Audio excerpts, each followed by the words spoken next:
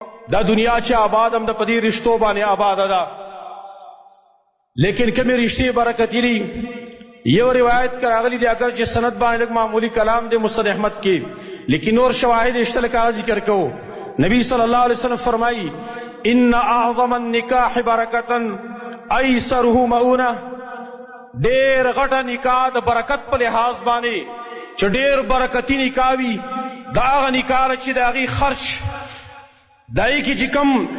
خرچونه شوی هغه ډېر کم وي او هغه ډېر آسان وي، دا ډېر برکتي نکاح چې پای کې خوراک هم کم، پای کې لباس هم کم، پای کې میلمانه چې کم یان ډېر زیات نه وي. ایسره مؤونه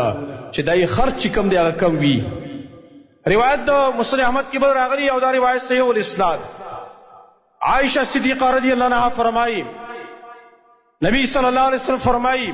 ان من یمن المرأة تیسیر خطبتها، دیوی زنانه داغی برکت داغی نیک بختی اغدارا چی داغی تپوس کولا ام آسان وی، تپوسی سوکی پا آسان بانے رشتہ کی. و تیسیر صداقها داغی محرم کم وی، دار زنانه داغی نیک بختی دا پا خلاف زمانگ دا معاشرے بانے چی کلا دا یو زنانه محر کم وی یا رجی دا کور والا بانے بوجو زکی سخل کو لور کردے دا سو محر سخیالی ندے ساتلے وغیرہ. دا یو ډېر غلط فکر دی زمونږ. بل روایت کې رسل راغلی دا ابن حبان کې نقل لی نبی صلی اللہ علیہ وسلم فرمائی خیر النکاح ایسره، ډېر غوره نکاح ډېر بهترین نکاح آسان نکاح دا چې پای کې رسم رواج چې کم هندوانه رسم دی کم د کفارو رسمونه دي هغه رسم چې په کومه نکاح کې نه دا بهترین نکاح دا. شریعت منگ تدقوی چی ستاسو نکاحگانی داری آسانی وی، داری مشکلی نوی، داری گرانی نئی، منگ نکاحگانی گرانی کردی دی. زمانو داری رسوماتو دا وجنا تاسو پخپل بانی معلومات پکڑی سروے واقع دا شوی دا چی پا پاکستان کی سمرد غریبانانو جنکی ای پا کورون کی ناس تی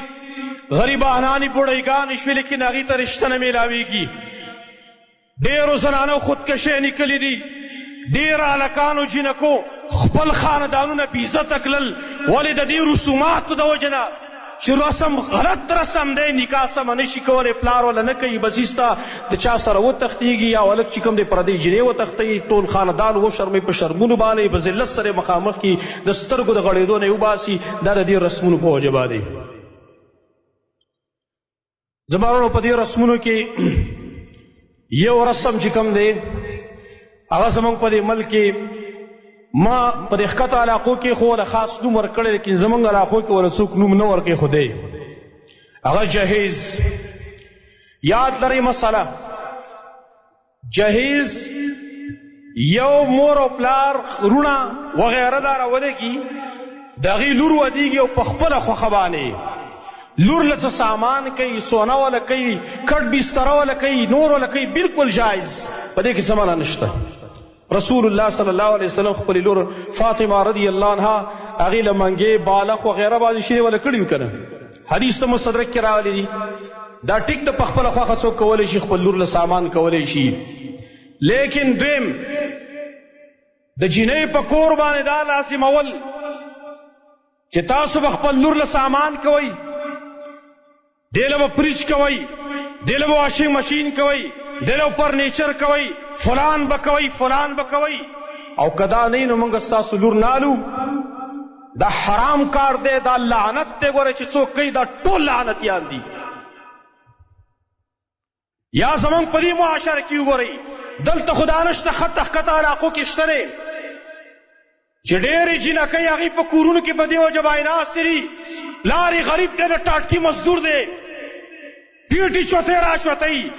اغا بخپل بچول رزق پیدا کئی که اغا بخپلو بچولا خپل لور لبا اغا پریج اخلی، واشنگ مشین باخلی والا نور سامان بول اخلی، غریب بکئی سو دا اغا لور بناستا نئی، یا پا بدکاری کی واقع کی یا با بوڑی کی ہم دا قشانتا بناستا. او زمان پا دی علاقوں کی زمان دی علاقوں کی سیبا د ښځو پیغور دی. ما ته پته را چې کوم بیان زه کوم ډېر خلک به ما ته په دې باندې قار وي او ما ته پته را څوک یې نه مني. صرف د خپل هغه زړه درد دی چې دې خلکو ته یې بیانومه. که څوک یې مني ودې مني او که دې مني خپله غاړه مې الله ته ازادومه چې الله مې بیا راونه نیسي. زمونږ په دې علاقو کې رسم څه دی د ښځو د وجې نه چې دا ښځې بیا دقه جینۍ ته چې مور او پلار وله سنۍ کړي نو هلته ورته ټول عمر پیغورونه کوي. ته په پلار باندې بوج وي، ته خوړ لاوړی وي، ته فلان وي، تیلور نه وي، هېڅ شی د پسې نه دی کړی، نه یې راپسې منګی کړی دی، نه یې راپسې کاسه کړې ده او نه یې راپسې ګیلاس کړی دی، هېڅ شی راپسې نه دی کړی او همداسې یې را رخصت کړی. نو پلار غریب مجبور دی، غریب و اگر چې دی به غریب وي هېڅ د روپۍ درک په وسه نه وي، لیکن د دې ظالمانو د دې د پیغور د وجې نه به هغسې یو چېرته په سود باندې به پیسې رالي او خپل لور له به سامان کوي. دا زمونږ د دې ظلم د وجې نه. یاد لرئ رسول الله صلی الله علیه وسلم فرمایي لا یحل مال امرئ مسلم الا بطیب نفس منه. د یو مسلمان مال حلال نه دی مګر د هغه د زړه په خوشحالۍ باندې